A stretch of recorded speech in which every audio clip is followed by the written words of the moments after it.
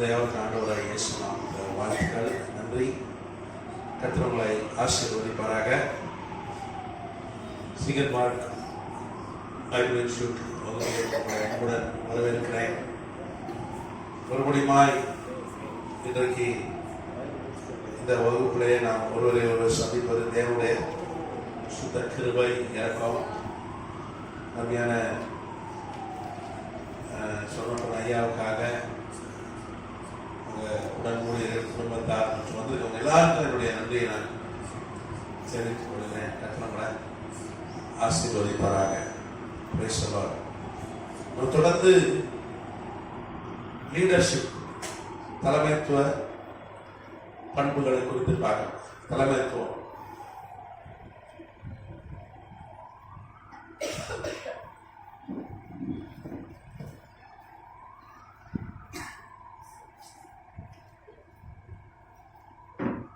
இது ரொம்ப முக்கியமான ஒரு பாடம். கடந்த வகுப்புல நாம் என்ன கற்றுக்கொண்டோம்? தலைவனோடு இருக்கிறவன் தலைவன் ஆவான். தலைவன் ஆவது ஒரே தகுதி என்னது? ஒரு தலைவனோடு இருந்தா போதும், தலைவன் ஆகிடலாம். எல்லாருக்கும் தலைவன் ஆகணும் ஆசை. ஆண்டவரே வாக்கு கொடுத்துருவன வாழாக்காம தலைவனாக்காம நீ கீழாகாம மேலாக. அது கர்த்தருடைய வாக்கு தத்துவம்.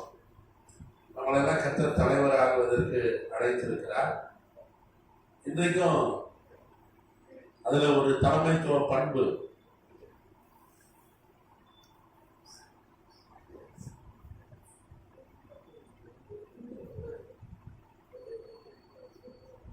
தலைமைத்துவ பண்புல இன்னைக்கு ஒரு காரியத்தை நாம் பார்க்க போகிறோம். வாசிக்கலாம். மத்தேயு எழுதின சுவிசேஷ நூல்.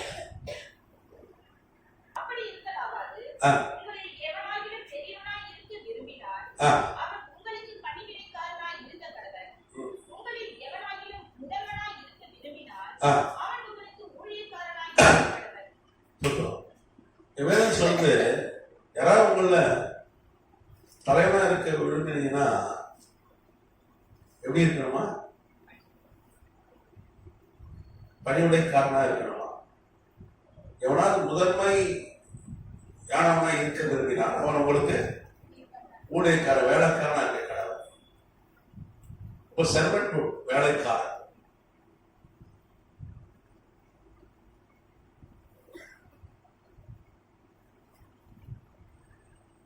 அல்லது ஊழியக்காரன்.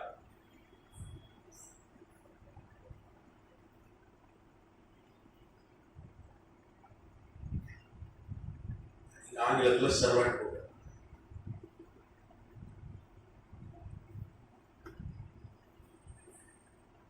எல்லா வேலையும் செய்யறவன் தான் தலைவன் ஆவான்னு சொல்லி வேலைன்னு சொல்லு. வேலை செய்யறவன் ஈகோ பார்க்காம, சுப்பீரியாரிட்டி பார்க்காம, தன்னைத்தானே தாழ்த்தி பணிவுடை செய்கிறவன் தலைவனாக என்று வேதம் சொல்றது. ஏன் சொல்றாருன்னா 20ஆம் வசனத்துல பாத்தீங்கன்னா, செபதேவின் குமாரனுடைய தாய் தன் குமாரோடு கூட அவரிடத்தில் வந்து அவரை பணிந்து கொண்டு இடத்துல ஒரு விண்ணப்பம் கேட்கிறா. அவ என்ன கேட்கிறா? உடைய ராஜ்யத்தில் என் குமாரராகிய 2 பேர், ஒருவர் வலது பட்சத்திலும் ஒருவர் இடது பாரசில் உட்கார்ந்து இருக்கும்படி அருள் செய்ய வேண்டும் என்றார். நீங்க 22ஆம் வசனம் பாத்தீங்கன்னா அவர்களும் கேட்கிறாங்க. செபதேவி குமாரன்னா யாரு சொல்லுங்க பார்ப்போம்? யாக்கோபு, யோவான். 2 பேரும் அம்மாவை கூப்பிடுறாங்க. ரெக்கமெண்டேஷன் நீங்க நல்லா தெரிஞ்சுக்கணும். ஆண்டவராக இயேசு கிறிஸ்து நிறைய சீசர்கள் இருந்தார்கள். அவர் பின்பற்றவர்கள் ஏராளம். அது 12 பேர் முக்கிய தலைவர். இவங்க தான் 8. இவங்க கீழே தான் எனக்கு பிரித்து ஆளுக்கு ஒரு பணி. இந்த 12 பேர்ல நான் தலைவர் வரணும், நீ தலைவர் வரணும், அவங்களே போட்டி. நீ பாத்தீங்கன்னா 24ஆம் வசனம் சொல்லுது, மற்ற 10 பேர் அதை கேட்டு அந்த 2 சகோதரர் பேரும் எரிச்சினாங்க. இப்ப 12 தலைவர்கள் இருக்கிறாங்க. அவங்க கீழே ஒரு 300 ஆட்கள் கூட இருக்கிறாங்க. ஒரு பெரிய டீம் ஆண்டவரோடு இருக்கு. நீங்க லூக்கா 8ல வாசிச்சீங்கன்னா பெரிய டீம் இருக்கு. ஆசிரியர் ஊழியம் செய்தவர்கள், ஏராளமான பேர் அவரோடு இருக்கிறாங்க. அதுல 12 பேர் கர்த்தர் அப்போஸ்தலராய் வைத்திருந்தார். அந்த 12 பேர்ல நீ பெரியவன் நான் பெரியவன் யார் பெரியவன் சொல்லி ஒரு போட்டி. இந்த போட்டியில அம்மாவை கூப்பிட்டு வரான். யாக்கோபும் யோவான் அம்மா கூப்பிட்டு வந்து, கொஞ்சம் சொல்லுங்கம்மா, எங்களுக்கு ஒருத்தருக்கு வலது பக்கம், ஒருத்தருக்கு அண்ணன் யாக்கோபு தான் அண்ணன், தம்பி தான் யோவான். ஒருத்தருக்கு வலது பக்கம், ஒருத்தருக்கு இடது பக்கம். யோவானுக்கு 24 வயசு. இது கிபி 30 நடந்த சம்பவம். இது கிபி 30, அதாவது 37 நடந்த சம்பவம். ஆண்டவராக இயேசு கிறிஸ்து சிலுவையில் தொங்கி மரித்து 3ஆம் நாள் உயிரோடு எழுந்தார். அந்த ஆண்டு நடந்த சம்பவம். யார் 2 பேர், யோவான் ஒண்ணு, இன்னொரு தெரியாது, யாக்கோபு. யோவான் அண்ட் யாக்கோபு. யோவானுக்கு 24 வயசு. அவங்க அம்மா கூப்பிட்டு வரான். நீங்க பாத்தீங்கன்னா அவங்க அம்மா ஆண்டவருக்கு சித்தி, மரியாதை தங்கச்சி, இன்னும் உரிமை. எங்க அண்ணையா, எங்க பெண்மா புள்ள. அதாவது அசல்ல இருக்கிறவனுக்கும் விட சொந்தத்துல இருக்கிறவனுக்கு கொஞ்சம் உரிமை ஜாஸ்தி. எங்க அண்ணன் தான் இயேசு. இன்னைக்கு இயேசு மிகப்பெரிய பிரசித்தி பெற்ற ஒரு மாமனிதனா அன்னைக்கு பூமியில இருந்தார். எங்க போனா 1 லட்சம் பேர் வந்தார். புகழ்பெற்றவரா இருந்த பெரிய செலிபிரிட்டி. உலகம் ரொம்ப பேரரசு நடுங்குச்சு. சிறந்த சித்தி மகன் தான். எங்க பெரியமா புள்ள இயேசு எங்க அண்ணன் அப்படின்னு சொல்றதுல எங்களுக்கு ரொம்ப இன்னும் உரிமை ஜாஸ்தி. அப்படிதானே? குடும்பம் அப்படிதானே, நெருங்கின உறவு. அதுவும் அந்த காலத்துல உறவுகளுக்கு மரியாதை. இன்னைக்கு அண்ணன் என்ன, தம்பி என்ன, அண்ணன் தம்பி கூட என்ன பண்றது இல்லை, சரியா டேர்ம்ஸ் இல்லை. அண்ணன் வீட்டு கல்யாணத்துக்கு தம்பி வர மாட்டேங்கிற, தம்பி வீட்டு கல்யாணம் அப்படி ஆயிடுச்சு. ஒரு காலம் குடும்பம் எல்லாம் கூட்டு குடும்பம் ஒன்னா இருப்பாங்க. கல்யாணம்னா ஒரு வாரம் அவ்வளவு ஒற்றுமையா இருப்பாங்க. அதான் இப்போ ஒரு 50 வருஷமா காணாமல் போய்விட்டாரு. தேஞ்சி கழுத தேஞ்சி கட்டரும் காணக்கிற வர மாமியா கழுத போடானாலும் அந்த கழுத மறுபடியும் தேஞ்சி கட்டரும் ஆயிட்டான். இன்னைக்கு உறவுகளுக்கு மரியாதை இல்லை. இன்னைக்கு உறவுகளை யாரும் மதிப்பதே இல்லை. ஆனா கிறிஸ்தவன் நல்லா உறவுகளை மதிக்க. கிறிஸ்தவன் ரொம்ப அவனுக்கு எல்லாம் தெரியும் என்பதில் உறவுகளை நான் ரொம்ப வருத்தப்படுவது தான். மற்ற கிறிஸ்தவர் அல்லாதவங்க கூட உறவுகளை நல்லா மதிக்கலாம். கிறிஸ்தவ என்ன பண்ண மாட்டேங்க, உறவுகளை மதிக்க மாட்டேங்க. இப்போ உத்தரகாண்டில் ஒரு அருமையான சட்டம் போட்டிருக்காங்க. என்ன சட்டம்? அத்தை பிள்ளைய கட்டாத, மாமா பிள்ளைய கட்டாத. கேள்விப்பட்டீங்களா? அங்க யார் ஆட்சி செய்யறா? பிஜேபி. அத்தை பிள்ளைய கட்டாம மாமா பிள்ளைய கட்டாம யாரை கட்டுறது? விசித்திரமான ஒரு சட்டம். எவ்வளோ நல்லது விஷயங்கள் அதெல்லாம் செய்யாம இந்த மாதிரி சட்டங்களை போட்டு அதெல்லாம் கட்டக்கூடாது. சபையில பாஸ்டர் கேட்கணும், நீ அத்தை பிள்ளையா நீ மாமா பிள்ளையான்னு கேட்டு ரெஜிஸ்டர் பண்ணணும். வேணும் பிரச்சனை, விளையாட்டு இல்லை. அது மாதிரி ஒரு சட்டம் இருக்கு. உறவுகளை ஏற்கனவே இருக்கிற உறவை அட்லீஸ்ட் அதையே அவங்க கெடுக்கிற மாதிரி தான் சட்டம் போடுறாங்க. உறவுகள் மதிக்கப்பட்ட காலம் 2000 வருடங்கள் முன்பாக உறவுகள் அவ்வளவு மதிக்கப்பட்ட காலம். நீ கேட்கலாம், எப்படி சித்தின்னு சொல்லி கேட்பீங்க. நிறைய ஆதாரங்கள் இருக்கிற வரலாற்று ஆதாரங்கள் இருக்கு. குறிப்பா 1958 நான் ஏற்கனவே சொல்லியிருக்கேன், புரோட்டோ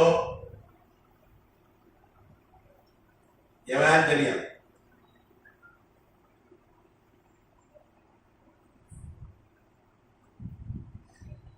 கைப்பிரதி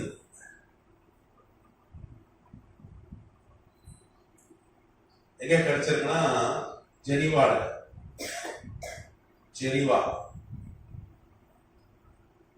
சுவிட்சர்லாந்து.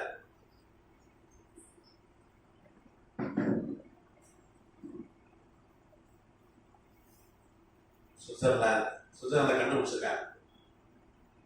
அது யார் எழுதுனா? யாக்கோபு எழுதுனது. யாக்கோபு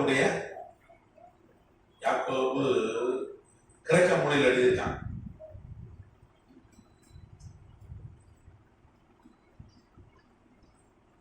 சுயசரிதை, இது வந்து சுயசரிதை. யாக்கோபு யாருன்னு உங்களுக்கு தெரியும். யோவானுடைய சந்ததியான யாக்கோபு வேறு, இங்க யாக்கோபு வேறு. யாருன்னா மரியாளுக்கு யோசேக்கும் பிறந்தவர்.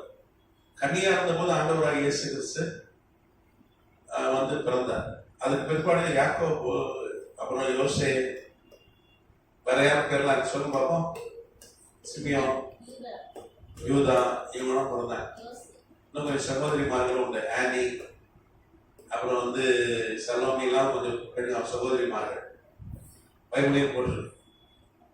ஆண்டவராக இயேசு கிறிஸ்து கன்னி யாருக்கு கூட பிறந்தார். ஏன்னா நம்ம ஏற்கனவே ஆய்வு செஞ்சிருக்கோம். 1990 அந்த அவருடைய சிலுவையில அவரை ஆணியை அடிச்சாங்க பிறகு ஆணியெல்லாம் எடுத்துருக்கிறாங்க. அதுல எலும்பு துகள்கள் எடுத்து அந்த மரபணெல்லாம் எடுத்து சோதிச்சிருக்காங்க. இன்னைக்கு அந்த ஆண்டவராக இயேசு கிறிஸ்துவோட DNA எங்க இருக்கு?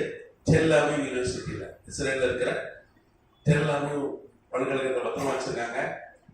போன வருஷம் கூட ஈஜிப்திய ஒரு டாக்டர் ஆல்பர்ட் மன்சூர், ஒரு பெரிய சயின்டிஸ்ட், மருத்துவ சயின்டிஸ்ட், அதை வாங்கி அவர் திரும்பி அதை என்ன பண்ணியிருக்காரு, செக் பண்ணியிருக்காரு. அவரும் சொல்லியிருக்காரு கன்னி வயிற்றுல தான் ஆண்டவராக இயேசு கிறிஸ்து பிறந்தாருன்னு அவரும் உறுதி செஞ்சிருக்காரு. எழுதுமாயா?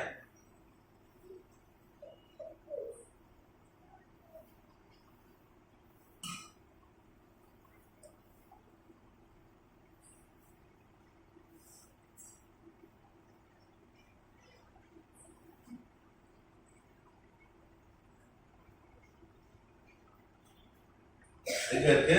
Tel Aviv.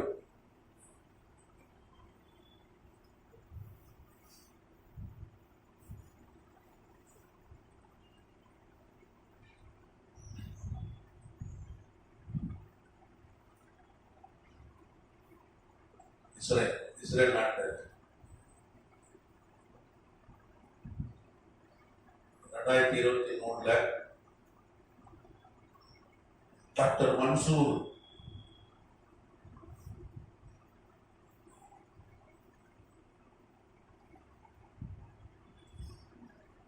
மருத்துவ விஞ்ஞானி.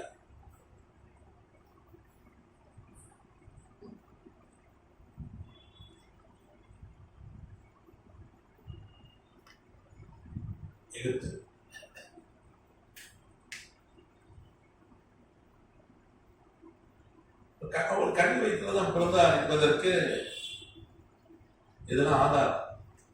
1990 எப்படி கிடைச்சதுன்னா, ரோடு போடும் பொழுது காய்பா, அண்ணா காய்பா தான் பிரதான ஆசிரியர். காய்பா தான் அன்னைக்கு ஆண்டவரை இயேசு கிறிஸ்து எப்படியாவது சிலுவையில் இறங்கணும்னு சொல்லி நிறைய பணம் செலவு பண்ணி பையனை குற்றச்சாட்டு வச்சு அவரை கைது செய்து அவன் 2 ஆணையும் வச்சிருந்தான். 3 ஆணையில் 2 ஆணை அவன் இருக்கு. எதுக்குமே விற்கிறதுக்கு. இயேசுவை ஆணைனா கோடிக்கணக்கில் ரூபாய் போகும். ஏன்னா பெரிய செலிபிரிட்டி, எங்க போனாலும் கூட்டம் அவருக்கு. நீங்க ரெஸ்ட் எடுக்கலாம், யாருமே பார்க்க கூடாதுன்னு மறைஞ்சு ஒரு இடத்துல போய் ஒளி மறைவா இருந்தார். அங்கே 5000 குடும்பம் இருந்தாங்க. 20,000க்கு மேல வந்துட்டாங்க. ஒரு 25,000 பேர் வந்தாங்க. அங்கே யாரையும் பார்க்க கூடாது, ரகசியமான ஒரு இடத்துக்கு போயிடும் அப்படின்னு போன இடத்துல எவ்வளவு பேர் வந்தாங்க? 25,000 பேர் வந்தாங்க. அப்போ அவர் வராருன்னா எத்தனை 1,00,000 பேர் மேல வந்தாங்க. மிகப்பெரிய கூட்டம், எங்க போனாலும் கூட்டம். அவர் அங்கேயே யாரும் வந்து சீட்டு போட்டு போர்ச்சேர் பங்கிட்டாங்க. அது காசு, கோடிக்கணக்கான ரூபாய் விற்றாங்க. அவர் அங்கேதான் இருக்கு, இன்னைக்கு இருக்கு, கண்டுபிடி பத்திரமா இருக்கு. கோடிக்கணக்கான ரூபாய் வித்துட்டாங்க. ஆணையை விற்கிறக்காக காய்பா எடுத்து வச்சுட்டான். அவனுக்கு குஷ்டரோகம் வந்துச்சு. குஷ்டரோகம் வந்தா ஊரை விட்டே ஒதுக்கிடுவாங்க. ராஜாவா இருந்தாலும் சரிதான், உங்களுக்கு தெரியும், ஊருக்கு வெளியே இருக்கணும். அவங்களுக்கு ஒரு கலர் கலரா ட்ரெஸ் கொடுத்துருவாங்க. அவங்க கத்திக்கிட்டே இருக்கணும். ஏன்னா வந்தா தீட்டு தீட்டு கத்துறோம். அப்ப ஒதுங்கி போயிடுவாங்க. குஷ்டரோகம் தீட்டுன்னு சொல்றோம். பரிதாபமான நிலைக்கு போயிட்டான். அவனை கல்றையில அடக்கம் பண்ணல, பூமியில தான் போச்சாங்க. குடும்பங்களுக்கு ஒரு கல்றை இருந்தது, அதில் அடக்க மாட்டாங்க. அது ரோடு தோடும் போது அவனோட ஒரு டெட் பாடி கிடைச்சது. அது ஒரு பெட்டி கிடைத்தது, ஓசரிவாங்க. அந்த ஓசரி கிடைச்சது, அதுல ஆணிகள் இருந்தது. ஆண்டவராக இயேசு கிறிஸ்து ஆணிகள்னு சொல்லி அதுல இன்ஸ்கிரிப்ஷன் இருந்தது. விஞ்ஞானிகள் உடனே நம்ப மாட்டாங்க. பெரிய பெரிய ஆய்வுலாம் செய்து எல்லாம் சோதித்து தான் இது நாணி ஆண்டவராகிய இயேசு கிறிஸ்து அடிக்க பயன்பட்ட ஆணின்னு கண்டுபிடிச்சாங்க. அந்த டெல்லவிவ் பல்கலைக்கழகம் அவருடைய டிஎன்ஏ ஆண்டவராகிய இயேசு கிறிஸ்து மரபணு இருக்கு. அதுல வந்து ஆணின் வித்தே இல்லை. ஏன்னா நம்ம உடம்புக்குள்ள 46 வித்து இருக்கும். முடியில இருக்கும், நகத்துல இருக்கும். எந்த செல் எடுத்தாலும் 46 வித்துக்கள் இருக்கும். அது பேர் குரோமோசோம் என்று சொல்வார்கள் ஆங்கிலத்துல. பாதி அம்மாட்டது வரும், பாதி அப்பாட்டது வரும். அதுல ஒரு வித்து வந்து ஏவாளுடைய வித்து நம்ம எல்லாருக்குள்ளே இருக்கு. நம்ம ஏற்கனவே பார்த்துருக்கோம். ஈவ் மைட்டோகாண்ட்ரியா 1987 கண்டுபிடிச்சாங்க. முதல் ஒரு பெண்ல தான் மனிதன் வந்தாங்கன்னு சொல்லி அந்த வித்து 6000 வருஷமா எல்லாருக்குள்ளே இருக்குன்னு சொல்லி 1987 அமெரிக்க விஞ்ஞானிகள் டாக்டர் ஸ்டோன் கிங் தலைமையில கண்டுபிடிச்சாங்க. ஆயிரக்கணக்கான 20,000க்கு மேல சாம்பிள் உலகம் ஃபுல்லா எல்லாருடைய மரபணையும் எடுத்து சோதிச்சு கண்டுபிடிச்சாங்க. அதுக்கப்புறம் 2019 ஒரு கண்டுபிடிப்பு நான் ஏற்கனவே சொல்லியிருக்கேன். அது என்ன கண்டுபிடிப்புனா, டாக்டர் நத்தானியல் ஜின்சன் ஹாலண்ட் அமெரிக்க ஹார்வர்ட் பல்கலைக்கழக விஞ்ஞானிகள் எல்லாம் உலகத்துல இருக்க அத்தனை சாம்பிளையும் வாங்கி எல்லா இன மக்கள் உள்ளவர்களும் இருக்காங்க, கருப்பின மக்கள் இருக்காங்க, வெள்ளைக்காரர் இருக்காங்க, மஞ்சத்தோல் யாரு சீனக்காரர், எல்லாருடைய நம்ம இந்தியர்கள் எல்லாருடைய மரபணு செல்களை எடுத்து எல்லாருக்குள்ளேயும் நோவாவுடைய வித்து இருக்குன்னு கண்டுபிடிச்சிருக்காங்க. அது ஒரு 4500 வருஷமா அந்த வித்து வருகிறது கண்டுபிடிச்சிருக்காங்க. நம்ம ஏற்கனவே நம்ம ஆய்வு செஞ்சிருக்கோம், விளக்கமா விடாமறையும் ஆய்வு செஞ்சிருக்கோம். அப்ப ஆண்டவர் இயேசு கிறிஸ்துடைய அந்த செல்லுல மரபணுல ஆண் வித்தே இல்லை, வெறும் பெண் வித்து ஒன்றிதான் இருக்கு. ஏன்னா ஆதியாகம வாசகம் ஸ்திரீயின் வித்து உன் தலையை, பெண் வித்தா தான் வருவார். இப்ப நம்மளாம் பெண் வித்தும் ஆண் வித்தும் சேர்ந்துதான். ஏன்னா தாயை சொல்லலாம் சங்கீதத்துல, என் தாயினை பாவத்தில் கற்பம் தரித்தார். நமக்குலாம் அந்த முதலாவது பாவம் செய்ய இந்த ஏவாள் ஆதாமுடைய வித்து நமக்குள்ள இருக்கு. நம்ம ரோமர் 5:14 வாசிக்கிறோம். ஆபிரகாம் முதல் மோசே வரைக்கும் பாவம் செய்தவர் மரித்தார்கள். ஆபிரகாம் அளவுக்கு யாரும் பாவம் செய்ய மன்னிக்கணும். ஆதாம் முதல் மோசே வரைக்கும் பாவம் செஞ்ச மரிச்சாங்க. ஆனா ஆதாமோட கம்மியா பாவம் செஞ்ச மரிச்சாங்கன்னு சொல்லி போட்டு இருக்கிற பெரிய பாவம் என்னது? ஆதாமுடைய பாவம். அது ஒரு நாள் கிளாஸ்ல பார்த்தோம். இதுதானே பார்த்தோமா இல்லையா? அன்னைக்கு நீங்க ஆப்சென்டோ இப்போ சைபருக்கு தான் பார்த்தோம்ல. சரி, நீ குறிச்சு வச்சுங்க. எதெல்லாம் நீங்க பார்க்கல ஒரு நாள் நம்ம எடுத்துடலாம். அதை குறிச்சு வச்சிருக்கீங்க. இதெல்லாம் கற்றுக் கொடுக்கல, ஏன்னா ஆரம்பத்தில் வந்தவங்க கற்றுருப்பாங்க. சரி, இப்போ டாக்டர் மன்சூர் எகிப்து விஞ்ஞானி 2023 அதை உறுதி செஞ்சிருக்காரு. ஆண்டவர் இயேசு கிறிஸ்து மரபணு டிஎன்ஏ. மரபணுனா என்னது? டிஎன்ஏ. சரி, யாக்கோபு யோவான் ஆண்டவருடைய சித்தி பசங்க. ஏன்னா யாக்கோபு எழுதின சுயசரிதை எல்லாமே ஆண்டவர் பிறந்த பொழுது என்ன நடந்தது. ஏன்னா அந்த காலத்துல தாய்மார்கள் பிள்ளைகிட்ட சொல்லுவாங்க, அண்ணன் பிறக்கும் போது, எனக்கு கல்யாணம் நடக்கும் போது, நான் சின்ன பிள்ளையா இருந்தேன், எங்க அம்மா வரலாறு எனக்கு தெரியும், எனக்கு சொல்லியிருக்காங்க எங்க அம்மா. இப்ப நம்ம சொன்னா பிள்ளை கேட்கறது இல்லை, நம்மளும் சொல்றது இல்லை. வீட்டுக்கு போறவங்க ஆளுக்கு ஒரு செல்போன் வச்சுருக்கான், பேச மாட்டீங்க. வீட்டுக்குள்ளே ஒரு வாட்ஸ்அப் குரூப் வச்சிருக்கான். ஒரு குடும்பத்துக்கு 4 பேர் இருக்கானா ஒரு வாட்ஸ்அப் குரூப் வச்சிருக்கான். அதுல தான் போடுறான். ஆனா நல்லா போடுறாங்க மெசேஜ். சட்னி அரைச்சி வச்சிருக்கேன், இட்லி இருக்கு, சாப்பிடவா. சிரிப்பா தான் குரூப் மெசேஜ் பார்த்தா எல்லாம் வாட்ஸ்அப்லயே பேசிக்கிறான். நேரில் பேசலாம் சண்டை போட்டுறான். ஆனா புருஷன் பஞ்சாயத்து நல்லா பேசிக்கிறான். ஆனா நேரம் சண்டை அடிதடி ஆயிடுது. நேற்று ஒரு சகோதரியை சந்திச்சேன். அவங்க என் ஸ்டூடெண்ட். அவங்க கணவனுக்கு அவங்க பிரச்சனை. வாட்ஸ்அப்ல நல்லா அன்பா இருக்காரு அப்படின்னாங்க. அதான் ஹார்ட்லாம் போடுறாரு. நல்லா வாட்ஸ்அப்ல அப்படியே அன்பு ஒழுகு, காதல். இன்னைக்கு காதல் இருந்துடும். இன்னைக்கு பயங்கரமா இருக்கும் வாட்ஸ்அப் தான். நேரில் சண்டை போட்டுக்கிறாங்க. நேரில் பேசினா சண்டை. ஒரு செய்தி படிச்சேன் இன்னைக்கு காலையில. கர்நாடகா மாநிலத்துல சேர்ந்த கணவன் மனைவி 4 மாசம் ஆச்சு, லவ் பண்ணி கட்டிட்டேன். பொண்டாட்டி ரொம்ப சண்டை போடுவாங்க போல இருக்கு. அதுல போட்டுருந்தான், நான் சொல்லல. பொண்டாட்டி லொல்லு தாங்க முடியாம பெங்களூர் தப்பிச்சு ஓடினான். புருஷக்காரன். ஆனா இவனை தேடுறான், இவன் ஆளக்காரன் கண்டு ஒரு ஆள் சொல்லிட்டான், அங்க இருக்காங்க, நேரம் போயிட்டாங்க.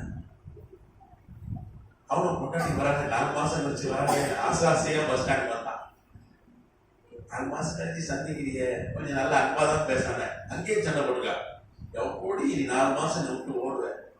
பஸ் ஸ்டாண்ட்ல பெரிய சண்டை. ஒரு 6 பேர் வந்தான்.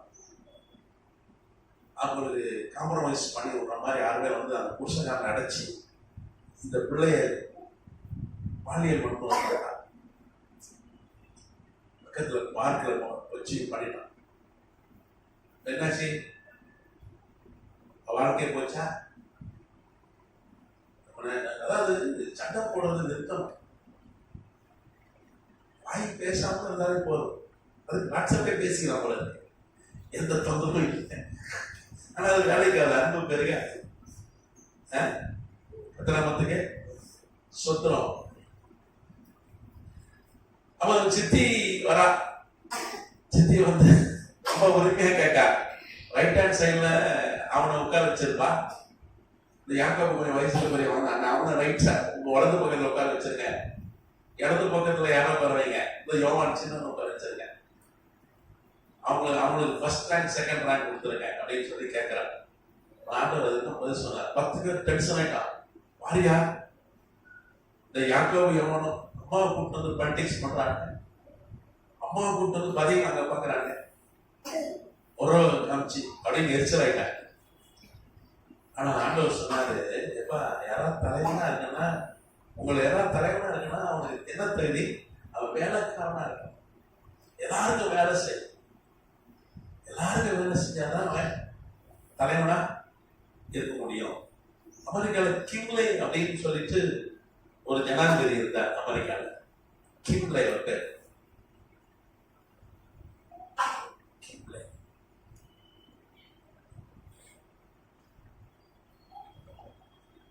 அமெரிக்க ஜனாதிபதி ஒருத்தர். அவர் என்ன பண்ணுவார்னா, அவர் ஏன் அவர் வந்து தலைவரானார்னா, அவருடைய சரிதை வாச வேலை செய்வார். எங்க போனா சேர் பெரிய பெரிய மீட்டிங்ல தலைவர்கள் இருப்பாங்க, கடைசியில வருவாங்க, பந்தவா வருவாங்க, வாழ்க வாழ்க கோஷத்தோட வருவாங்க அப்படிதானே. ஆனா அவர் வந்தாருன்னா சேர் போடுவார், நொடையே வந்துடுவார், சேர் போடுவார், எல்லா வேலையும் செய்வார். எல்லா வேலையும் செஞ்சுதான் அவரை மயக்க பிடிப்பார். அவருக்கு முந்தி சீனியர்ஸ் எல்லாம் பெரிய தலைவர்லாம் இருந்தாங்க. அவருக்குள்ள சண்டை, நீ பெரியவன் நான் பெரியவன், கோஷி சண்டை. இவருக்கு பெரும் தலைவர்களா இருந்தாங்க, இவங்களும் கோஷி சண்டை போட்டுருந்தாங்க. அப்ப மக்கள்லாம் பார்த்தாங்க, இந்த கட்சி தொண்டர்கள்லாம் பார்த்தாங்க, கிம்லேவை தேர்ந்தெடுத்தா நல்ல ஜனாதிபதியா இருப்பாரு, அவர் வேலைக்காரனா இருக்காரு அப்படின்னு சொல்லி என்ன பண்ணாங்க, அவரை அந்த ஜனாதிபதி தேர்தலுக்கு வச்சு அவர் ஜெயிச்சு அவர் 4 வருஷம் அமெரிக்க ஜனாதிபதியா இருந்தார். இப்போ எனக்கு வேலை செய்யறவன் வேலைக்காரன் கத்த என்ன பண்றாரு, தலைவனா உயர்த்துகிறார். அப்போ தலைவனா வரணும்னா என்ன பண்ணணும், நமக்குள்ள அந்த ஊழியம் செய்கிற அந்த குணம், வேலை செய்கிற அந்த குணம் இருக்கணும். எத்தனாவதுக்கு சொல்றோம். அடுத்து ஒரு வசனம் பார்க்கலாம். மார்க்கு எழுதின சுவிசேஷ நூல் 9ஆம் அதிகாரம் 35. மார்க்கு 9.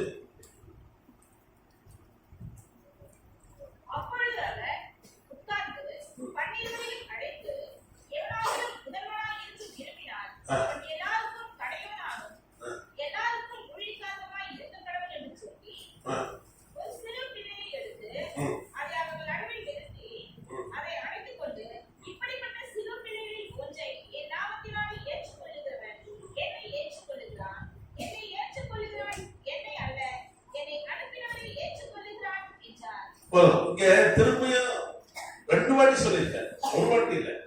இது ஒரு வருஷத்துக்கு முன்னாடி சொல்றேன். மார்க்கு 9:35 வருஷம், ஒரு வருஷத்துக்கு முன்னாடி.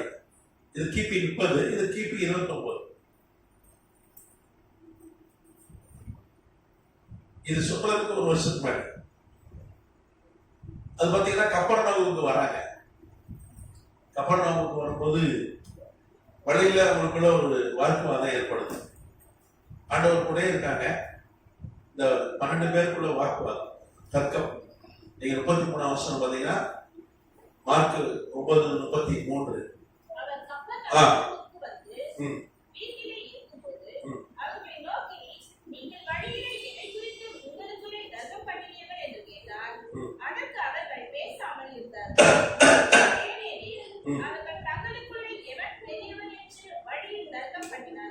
அவர்கள் தங்களுக்குள்ளே பெரியவன் என்று வழியில தர்க்கம் பண்ணுகிறார்கள். இவங்களுக்குள்ள ஒரே ஓயாது யார் பெரியவன், யார் முதல்வன், யார் பெரிய தலைவன், அவங்களுக்குள்ளே பெரிய ஆண்டவராக இயேசு கிறிஸ்து வச்சுட்டே சண்டை போடுறாங்க. இப்பதான் என்ன போடுறாங்க அப்படின்னு பார்த்தா அன்னைக்கு ஆண்டவராக இயேசு கிறிஸ்து வச்சுக்கிட்டே என்ன பண்ணிருக்காங்க, சண்டை போட்டுருக்காங்க. அது ஒரு ஆச்சரியம். அப்போ எல்லா காலகட்டத்திலையும் யார் முதல்வன், யார் தலைவன் அப்படின்ற பிரச்சனை இருந்திருக்கு. இப்போ அப்போஸ்தலர் ஆண்டவர் ஒருத்தன் தலைவனா இருக்க விரும்பினா அவன் எல்லாருக்கும் கடையாளவனும் எல்லாருக்கும் ஊழிய காரணமாய் இருக்க கடவுள். அப்போ ஒருத்தன் ஊழியம் செய்யணும். ஊழியம் செஞ்சாதான், வேலை செஞ்சாதான் அவன் தலைவனா இருக்க முடியும் என்று வேதம் சொல்லுது. கர்த்தநாமத்துக்கு சொல்றோம். அப்ப அந்த வேலை செய்கிற அந்த தாழ்வு மனப்பான்மை இருக்கணும். அந்த அந்த ஈகோ இருக்கக்கூடாது சொல்லி வேதம் சொல்லுது. கர்த்தநாமத்துக்கு சொல்றோம். ஒரு குறிப்பை நம்ம இதற்கு ஆதாரமா பார்த்துக்கலாம். ஆதியாகம புத்தகம் 24ஆம் அதிகாரம்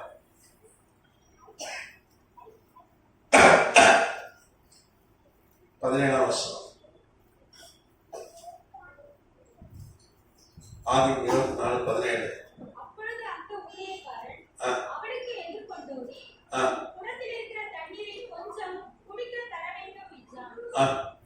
அதற்கு அவர், குடியும் என் ஆண்டவனே என்று சீக்கிரமாய் குடத்தை தன் கையில் இறக்கிக் கொண்டு அவனுக்கு குடிக்க கொடுத்தார்.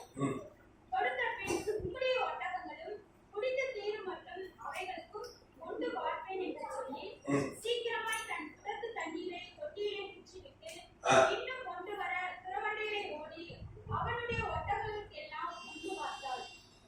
நல்லா கவனிங்க. இங்க ரெபெக்காவை குறித்து சொல்லப்பட்டது.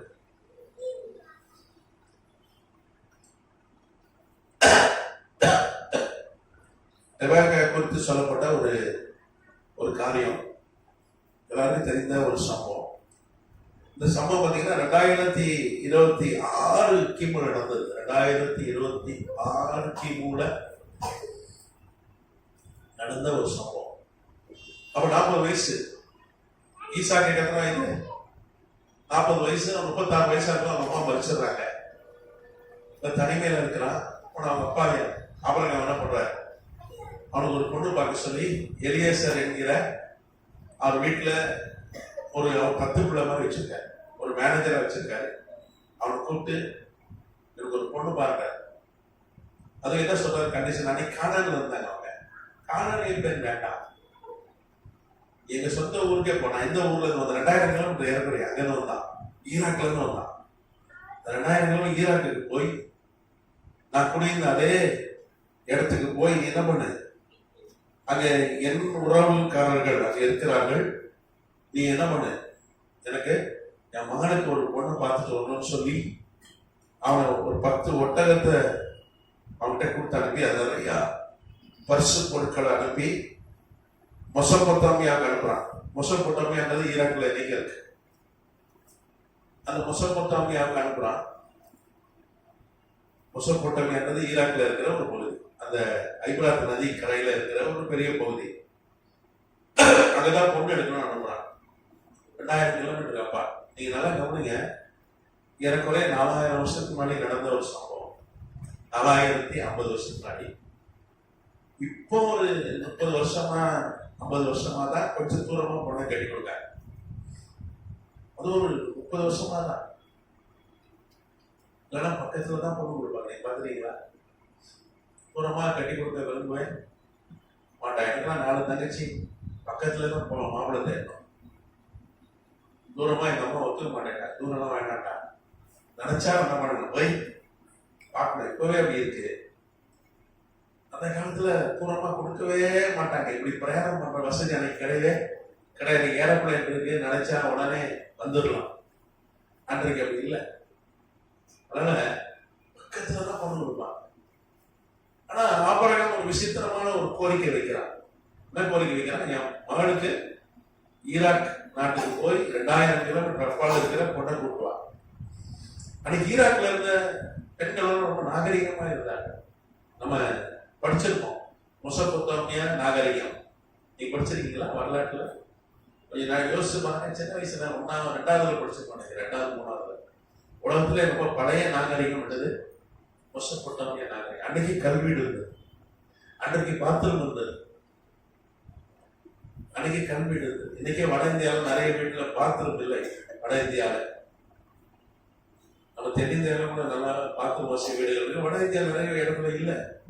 ஆனா மெசொப்பொத்தாமியா நாகரிகம், மெசொப்பொட்டாமியா சிவிலைசேஷன் சொல்லிட்டு நீங்க படிச்சிருப்பீங்க. அன்னைக்கே நல்ல வாழ்க்கை வாழ்ந்தார்கள். நல்ல விவரம், அறிவுள்ள விவரமான ஆட்கள், கல்வீடு அன்னைக்கே. இப்போ ஒரு 50 வருஷத்துக்கு முன்னாடி ஒருத்தன் கல்வீடு கட்டிட்டா அந்த கிராமத்துல எப்படி சொல்லுவாங்க? கல்வீட்டுக்கார பணக்காரமா ஒரு கல்வீடு இருக்காங்க அப்படின்னு. நீங்க நீங்களாம் யோசிச்சு பாருங்க, கேள்விப்பட்டிருக்கு. ஆனா 4000 வருஷத்துக்கு முன்னாடி கல்வீடு எல்லாம் அந்த ஊரே கல்வீடு தான். அங்கிருந்து பெண்களா நல்ல நாகரிகமான பெண்கள். ஆனா இங்க ஆபிரகாம் அங்கிருந்து தான் வந்தான். ஆபிரகாம் சொந்தமா சாவு வரைக்கும் ஒரு வீடு கூட கட்டல. அவன் கூட வாசியாருன்னா ஈசாக்கு சாவு வரைக்கும் ஒரு சொந்த வீடு கட்டல. அங்க கல்வீட்டுல குடியிருக்கிறவா பாத்ரூம்லாம் இருக்காங்க.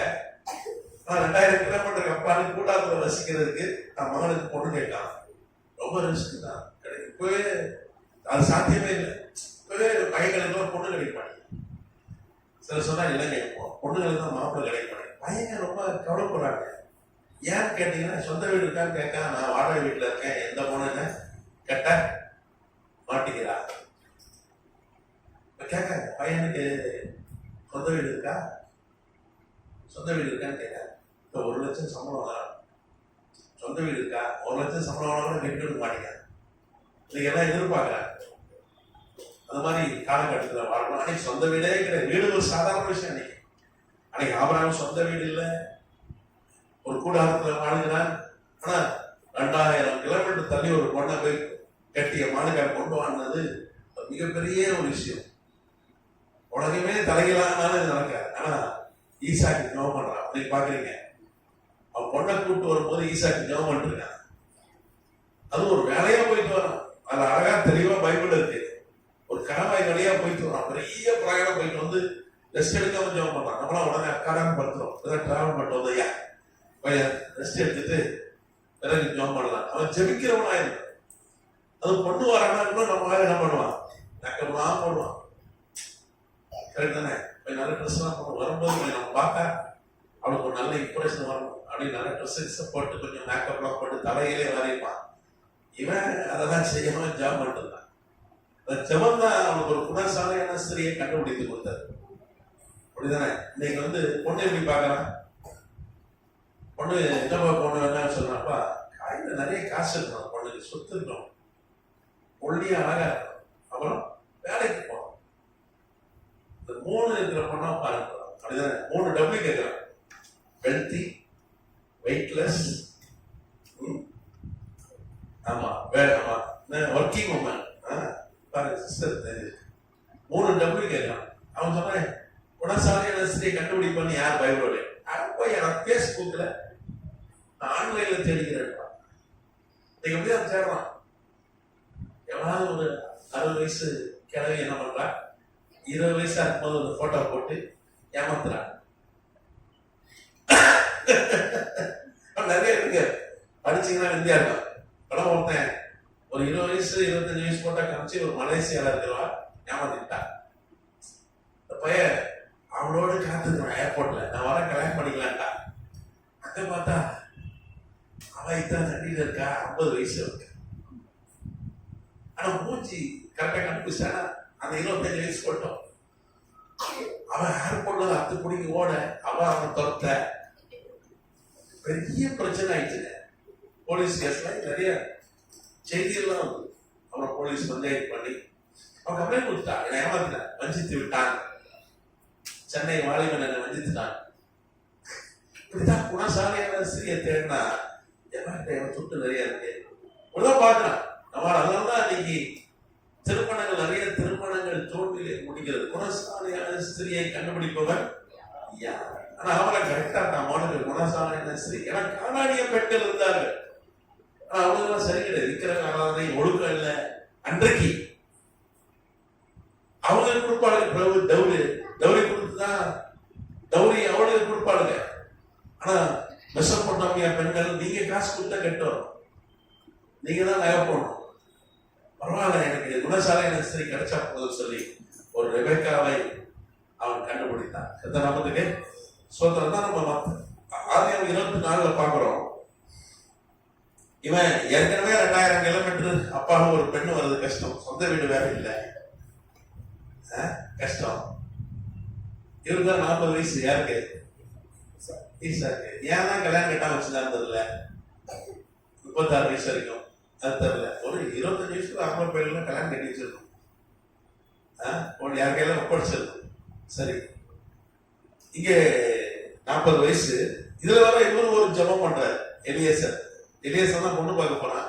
10 ஒட்டகம் நிறைய பரிசு பொருட்கள் தங்க நகலாம் கொண்டு போயிட்டு அவன் என்ன ஜபம் பண்றான்? ஆண்டவரே குடிக்க தண்ணி தாங்க நான் கேட்போம், கிணத்தண்டையில எந்த போன எங்களுக்கு தண்ணி கொடுத்து ஒட்டகத்துக்கு தண்ணி தராளோ அவதாங்க எங்க ஊருக்கு எடுத்து கொண்டு போவோம். தண்ணி தான் கேட்டா இப்பெல்லாம் தண்ணி கிடைக்குமான்னு தெரியல. நீங்களும் தண்ணி கொடுக்குற ஆட்கள் இல்லை. அன்னைக்கு அவங்க என்ன ஜாப் பண்றாங்க? நாங்க 10 பேர் 10 ஒட்டகத்துல வந்திருக்கோம். நாங்க அவங்களே பாருங்க எத்தனை பேர் இருந்திருப்பாங்க. ஒரு 10க்கு மேற்பட்ட ஆட்கள் கட்டாயம் இருந்திருப்பாங்க. ஏன்னா 10 ஒட்டகத்துல வந்திருக்காங்கன்னா ஒரு 10க்கு மேற்பட்ட ஆட்கள் உண்டு. ஏன்னா சமைக்கணும், நிறைய வேலை இருக்கு. 2000 கிலோமீட்டர் பிரயாணம் விளையாட்டா ஒரு 3-4 மாசம் பிரயாணம் பண்ணி வந்திருக்காங்க. நாங்களும் தண்ணி குடிக்கணும். 10 பேர் தண்ணி குடிக்கிறது ஒரு 10 அப்பெல்லாம் நிறைய தண்ணி குடிப்பான். ஒரு சப்பாவே சரலையும் குடிச்சிருவான். 1 லிட்டர் சர்வசாரம் குடிப்பான். அதுவும் பிரயாணம் பண்ணி வந்திருக்கிறார்கள். ஒட்டகமா 200 லிட்டர் குடிக்குமா? எவ்வளவு குடிக்குமா? 200 லிட்டர். இன்னைக்கு என்ன குழாயை தான் தண்ணி வருது. அன்னைக்கு அப்படி கிடையாது. கிணத்துக்குள்ள இறங்கணும், படிக்கட்டு இருக்கும், கிணத்துக்குள்ள இறங்கி தண்ணி எடுக்கணும், அதுக்கப்புறம் மேலே ஏறணும். எப்படி போட்டாலும் அந்த அந்த குறிப்பிட்ட அந்த கிணறு 26 படிக்கு மேல. இந்த கிணறு அந்த மெசொப்பொட்டாமியால நாகோர் ஊர் கிணறு வந்து 26 படிக்கு மேல. 26 படி இறங்கணும், 26 படி ஏறணும். எத்தனை வாட்டி ஏறி இறங்கி போய் யோசிப்பாங்க. ஒரு 20 லிட்டர் ஒரு குடம், ஒரு 150 குடம் தண்ணி எடுத்திருப்பா. எவ்வளவு தண்ணி எடுத்திருப்பா? 150 குடம் தண்ணி எடுத்திருப்பா. எலியேசருக்கு வேலை செய்தா, எலியேசர் கூட வந்த வேலைக்காரங்களுக்கு வேலை செஞ்சா, ஒட்டங்களுக்கு தண்ணி கொடுத்தா. எத்தனை வாட்டி ஏறி இறங்கி இருப்பா யோசிப்பாங்க. 150 வாட்டி இறங்கி இருப்பா, 150 வாட்டி ஏறி இருப்பா. ஈஸி இல்லை, ரொம்ப கஷ்டம், ரொம்ப கஷ்டம். அன்னைக்கு இறங்கி எடுக்கிற அந்த கையில எடுக்கிறது இல்லை, இறங்கி எடுக்கிறது. அப்ப அவ்வளவு கஷ்டப்பட்டு வேலை செஞ்சா. ஆனா யாருக்கு அவ வேலை செஞ்சா அவங்க எஜமானியா கர்த்தர் நம்ம அவரோட ஆசீர்வதிச்சார். எலியேசருக்கு மேலாக, ஏன்னா ஈசாக்கு எஜமானர் அப்படிதானே, எஜமானருக்கு மனைவியா போய் அந்த எலியேசருக்கு மேலாக அந்த 10 ஒட்டகத்துல வந்தாங்க பாருங்க வேலையாட்டு, அவங்களுக்கு மேலாக கர்த்தர் அவருடைய தலைவியை உயர்த்தினார். வேலை செய்யும் பொழுது என்ன நடக்குது? உயர்வு வருகிறது. ஊழியத்தின் ஆரம்பம் பார்த்தீங்கன்னா வெளிக்கால ஏஜியில் இருந்தேன். ஆண்டவர் வெளியே கொண்டாங்க, வெளியே வாங்கினாரு. அங்கே ஏஜியில கொஞ்சம் பிரான்ச் பண்ணாங்க, அதை ஆண்டவர் ஒத்துக்கல. நான் வெளியே வந்தேன். முதல் ஊழியர் எனக்கு என்ன தெரியுமா? குறிக்காரங்க மத்தியில் போய் ஊழியம் செய்ய போட்டாரு. போன உடனே அவன் குவார்டர் வச்சிருக்காருன்னு கேட்டாங்க. துட்டு தரேன், குவார்டர் தா அதான் கேட்டான். அவன் சுவிசேஷம் கேட்க தயாராக இல்லை. அவனுங்க அதான் கேட்டாங்க. நான் வந்து முதல் குறிக்காரத்தில் அங்கே ஒரு ஒரு 1000 பேர் இருந்தான் நான் போன இடத்துல. அங்க போய் ஊழியர் செய்யும் பொழுது அவனுக்கு ஃபர்ஸ்ட் நான் முடிதான் வேணும். எல்லாம் இப்போ நல்லா ஸ்டைலா இருக்கான். அன்னைக்கெல்லாம் பெரிய பெரிய கொண்டை வச்சிருப்பான், பல்லு விளக்க மாட்டான், தாடி வச்சிருப்பான். அப்போ நான் அவங்களை கூப்பிட்டு சலூனுக்கு போனேன். அங்க பக்கத்துல ஒரு சலூன் இருந்தது. கொஞ்சம் முடி வெட்டி விடுங்க, நான் காசு தந்துறேன். ஷேவ் பண்ணி விடுங்க, நான் காசு தரேன். அவன் சலூன்காரன் ஒத்துக்க மாட்டேன்ட்டான். ஆனா இவங்க உட்கார்ந்தாங்க இந்த சேர்ல 10 ஆட்கள் வந்து உட்கார மாட்டாங்க. என் கடையை நான் மூட வேண்டிதான். நீ என்ன அவ்வளோ அக்கறை? உனக்கு என்ன அவ்வளோ அக்கறைன்னா? அக்கறைனா நீ வெட்டு. யாரும் வெட்ட மாட்டாங்க. எங்க கொண்டு போனாலும் நீ எவ்வளவு துண்டு கொடுத்தாலும் வெட்ட மாட்டாங்க. நீயே வெட்டுனா அது என்னவோ எனக்கு நீயே வெட்டுன்றது வந்து தேவைப்படுது கொண்டு ஆண்டவர் பேசுற மாதிரி. நான் கத்திரிக்கோள், சீப்பு, சரி எல்லாம் வாங்கிட்டு போயிட்டேன். முதல் வேலை அங்க போய் சலூன் கடை இலவச ஃப்ரீ, இலவச பஸ் மாதிரி, இலவச சாப்பாடு போடுறாங்க ஸ்கூல்ல. மாதிரி இலவச முடி வெட்டுற கடை. அதான் எனக்கு ஃபர்ஸ்ட் அவன் முடி வெட்டு. எனக்கு கொஞ்சம் முடி வெட்டுற தெரியும். நான் எனக்கு ஒரு இன்ட்ரெஸ்ட் சின்ன வயசுல நான் கொஞ்சம் ஒரு ஆர்ஃபனேஜில் போய் அந்த பசங்க முடி வெட்டேன். அப்படியே நீ வெட்டி பாவம் முதல் கத்திட்டு வந்து ஆர்ஃபனேஜில் இருக்க பசங்க மண்டையில தான் எவ்வளோ வெட்டி விட்டு சேவலாம் பண்ணி ஈஸி இல்லை. நாத்தடியும் அலுவலக மாட்டான். அவெல்லாம் சிரிச்சிட்டானா நம்ம மைண்ட் உணவு வேண்டியதான். தலை சுத்தி பள்ளைய விளக்க மாட்டான். கேட்டா அவங்க முன்னோர்கள் சொல்லிட்டாங்க. அவ்வளோ ஊதுனா இதுவே தேவையில்லை, மயக்கம் வந்தே தேவையில்லை. ஊர் ஊதி ஆபரேஷன் பண்ணிருக்கான். டாக்டருக்கு மருந்து மயக்க மருந்து செலவே இல்லை. அவ்வளவுதான். அவ்வளோ நான் குளிக்க மாட்டாங்க. கேட்டா அவங்க முன்னோர்கள் சொல்லிட்டாங்க குளிக்க கூடாது, பல்லு விளக்கக்கூடாது, முடி வெட்டக்கூடாது. நம்ம நாடு அடையிற வரைக்கும் நாடு நமக்கு. ஏன்னா முகலாயர் வந்து அவர் ராஜஸ்தானை சார்ந்தவர்கள். முகலாயர் வந்து குடிச்சிட்டாங்க. அதான் ராஜா சொல்லிட்டார், எப்பா நமக்கு நாடு திரும்ப வர வரைக்கும் நீங்க யாரும் பல்லு விளக்கக்கூடாது, வீடு கட்டி தங்கி குளிக்க கூடாது. அப்படி ஒரு சபதம் ஏற்றதுனால நாடு என்னைக்கே வந்துட்டியா, என்னைக்கோ முகலாயர்களை இருந்து வெள்ளைக்காரன் முடிக்கிட்டான். அவன் வெள்ளைக்காரன் நமக்கு கிடைச்சிட்டியா நாடு, நீ இப்போ பல்லு விளக்கு, நீ முடி வெட்டுன்னு அவனுக்கு சொல்லி கொடுத்து அப்படிதான் ஃபர்ஸ்ட் வேலை தான் செஞ்சேன். அவனுக்கு அதுவும் ஒரு தலைவர் உண்டு. அவனுக்கு பயங்கரமா மிரட்டுவான். அவனுக்கு ஒரு தலைவர் அவன் படுத்தே தான் இருப்பான். தலையை நீட்டி சொல்லுவான். உன ஐயப்பாவன் உள்ள விடுறேன். ஏன்னா முடி வெட்டுறான். அவனுக்கு என்ன சொல்றவங்க ஐயப்பாவன் ஒண்ணு உள்ள விடுறேன். நாளைக்கும் உள்ள விட வரும்போது ஒரு கோட்டோட வரணும். இது தலைவனுடைய உத்தரவுமா. அங்குதுல கொஞ்சம் விவரமான அவன் தான். அவன் தலைவன். இப்படிதான் வந்து ஆரம்பத்துல ஊழியம். ஒரு நாள் நானும் என் மனைவியும் வெளியில போயிட்டு இருந்தோம். இப்பதானே ஹெல்மெட் போடுற பழக்கம். அன்னைக்கு ஹெல்மெட் போட தேவையில்லை. ஒரு குறிக்கார மழைக்கா சிக்னல், பெரிய சிக்னல், 5 நிமிஷம் வண்டிக்குது, 100கணக்கான வண்டி இருக்கு. நான் வந்து கேட்டா, நீ வந்து முடி வெட்டி சேர் பண்ணும்போது அன்னைக்கு இல்ல, நீ வந்து போனல நேற்று. நான் இல்ல, தாடிலாம் வந்துச்சு, நீ வரியான்னு கேட்டான். நானும் உனக்கு என்னமோ சொல்லி பார்க்கறேன், கண்ணை காட்டுறேன், கண்ணடிக்கிறேன், நாக்க அப்படி இப்படி பண்றேன். என் வயசு தெரியாது, தெரியாது. அவன் கிட்டே வந்து நாளைக்கு வா, நாளைக்கு வந்துறியா அப்படின்னு கேட்டு போறான். என் ஒய்ஃப் பெரிய பிரச்சனை பட்டா. முடித்து போறான்னு நினையா முடி வெட்டுறான். கிருக்காயிட்டியா, பெரிய பஞ்சாயத்து வச்சிட்டா. மென்டல் ஆயிட்டாரு, ஊடுக்கு போறான்னு மென்டல் ஆயிட்டாரு சொல்லி பஞ்சாயத்து வச்சிட்டா. கையக்கார கட்டிக்கான கிருக்காஸ்பத்திரி சாக்கல கத்தனை காப்பாத்துறா. உண்மையில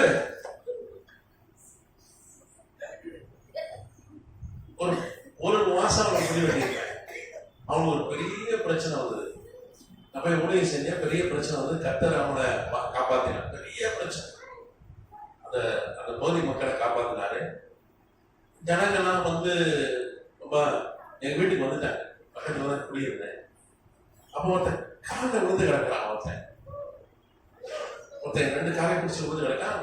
என்னன்னு பார்த்தா அந்த தலைவர் பாட்டு கேட்பான் பாருங்க டெய்லி. அவ்வளவுதான் அவனுக்கு மரியாதை. நாளைக்கு வரலாம் உள்ள விட மாட்டேன் டெய்லி சொல்லுவான் பாருங்க. அவனுக்கு கிடக்கு. அவன் சொல்றான், எப்பா இனிமே நீங்க தான் என் ஊருக்கு தலைவர், நான் தலைவர் இல்லை, நீ என்ன சொன்ன கேட்கிறோம். இப்போ பணிப்படை செய்யும் பொழுது கத்தனை போடுவார். அங்க இவனுக்கு டெய்லி வந்துருவான என்கிட்ட. ரொம்ப கும்பல் இருக்கும். குடிக்காரர் என்ன கேட்பான் நிறைய பேர், நீ அங்க கொஞ்சம் பச்சோம், நீ அங்க இருந்து கொஞ்சம் நல்லா படிச்சு வண்டியோ, நீ பேண்ட் ஷர்ட்லாம் போட்டு தலைவர் நல்லா இருக்கேன். அங்க பக்கத்துல ஒரு சினிமா ப்ரொடியூசர் ஒருத்தர், என் வீட்டு பக்கத்துல பழைய படம், அந்த காலத்து படம் நிறைய எடுத்தாங்க. அப்படி கேட்பான், இதை சொல்லுவான், குறிக்கார அப்படியே சொல்லுவான், திட்டுவான், உன்னால எனக்கு தூக்கமே இல்லை தெரியுமா, குறிக்கார பையில எங்க போய் குடியிடலாம் அப்படிமா. ஏன்னா இவங்க கூட்டு சந்தது ராத்திரி நம்ம வீட்டாங்க உட்காந்துருவாங்க, டெய்லி ஏதாவது பஞ்சாயத்து, இவங்களுக்கு ஏதாவது பஞ்சாயத்து இருக்கு. இந்த சென்னை கார்பரேஷன் கமிஷனர் பாத்துக்கிட்ட அவங்க ஒரு பிரச்சனை, இடிக்க மாட்டாங்க. ஜேசி முன்னாடி படுத்தேன், நான் ஃபர்ஸ்ட் படுத்தேன். அவர் என்ன முடிச்ச கமிஷனர் கூப்பிட்டாரு பேச்சுவார்த்தை. அவர் கேட்டா நீ குடிக்காமன்னு கேட்டாரு. இல்லைங்க அப்படின்னு. அப்போ உனக்கு இருந்துச்சியா அவனுக்கா படுக்கிற ஜேசி முன்னாடி வீடியோலாம் எடுத்துட்டான், எடுத்தவன்ட கமிஷனர் தான் கெடுத்தான். கேட்டாங்க, நான் சொன்னேன் இல்லை நான் ஊழிய வந்த பாவம் கேட்டாங்க. அப்போ உனக்கு என்ன வேணும்னு கேட்டான். நான் சில உதவிகள்லாம் கேட்டேன், அதெல்லாம் அந்த கமிஷனர் செஞ்சு கொடுத்தாரு. நீ போனதுக்குள்ள வேலை ஆரம்பிச்சு கொண்டாரு. அவன் நல்லதான் பண்ண, நீ நல்லது பண்ணும்போது நான் பண்றேன் அப்படின்னாரு அந்த ஐஏஎஸ் அதிகாரி, சீனியர் ஐஏஎஸ் இன்னைக்கு இருக்காரு. அப்போ நம்ம பணிவிடை செய்யும் பொழுது யாருக்கு பணிவிடை செய்யணும் அவனுக்கு தலைவரா நம்ம என்ன பண்றோம், கர்த்தர் உயர்த்துற. முதல்ல ஊழியத்துக்கு வந்த பொழுது ஃபர்ஸ்ட் விசுவாசியர்னா ஒரு பிச்சை எடுக்கிற வயசான அம்மா ரோட்ல பிச்சை எடுத்துட்டு இருக்கோம். அதனுடைய தம்பி பைத்தியம் மெண்டல், அவன் நான் ஒயிட் ஹைட்ல இருந்தாங்கன்னா என்னை பார்த்து இன்ஸ்பெக்டர் ஐயா வணக்கம்மா. ஒயிட் அண்ட் ஒயிட்ல இருக்க என்னை பார்த்து என்ன சொல்லுவான், இன்ஸ்பெக்டர் ஐயா வணக்கம். இவங்கதான் விசுவாசியர். ஃபர்ஸ்ட் ஒரு பிச்சைக்காரம்மா, அவங்க தம்பி ஒரு மெண்டல் பைத்தியம், இவங்க ஃபர்ஸ்ட் விசுவாசி. அது இந்த அம்மாவுக்கு வந்து வீடுலாம் கிடையாது, எங்க வீட்டு வாசல்ல படுத்துக்கோம், டாய்லெட் போயிடும், வயசானது இல்லை. எத்தனையோ வாட்டி அள்ளி போட்டிருக்கேன். நான் அது வாடகை வீடு, பக்கத்துல ஒத்துக்க மாட்டாங்க. எனக்கு எதிர ஒரு வீடு உண்டு, பக்கத்துல ஒரு வீடு உண்டு. நான் டாய்லெட் போயிடும், பாவம் வயசானது, ரொம்ப வயசானது, அதுக்கு வந்து 80க்கு மேல. நான் இருக்கேன் எத்தனையோ வாட்டி. வேலை சொல்றது நம்ம என்ன பண்ணணும், அடிப்படை செஞ்சாலும் நல்லா தான் வச்சிருக்காரு, உயர்த்தி வச்சிருக்காரு. நான் வைக்கிறேன், யாருக்கு பணிவிடை செய்யணுமோ அவங்களுக்கு தலைவராக கத்தனை மாத்திடுவார். இப்ப அவ அப்படின்னா ரெபெக்கா யாருக்கு, எலியேசருக்கு கூட ஒரு வேலைக்கார பண்ணிட்டு அவனை எஜமானியை கட்ட வைத்தினார். அப்போ தலைவராக என்ன பண்ணணும், பணிவிடை செய்ய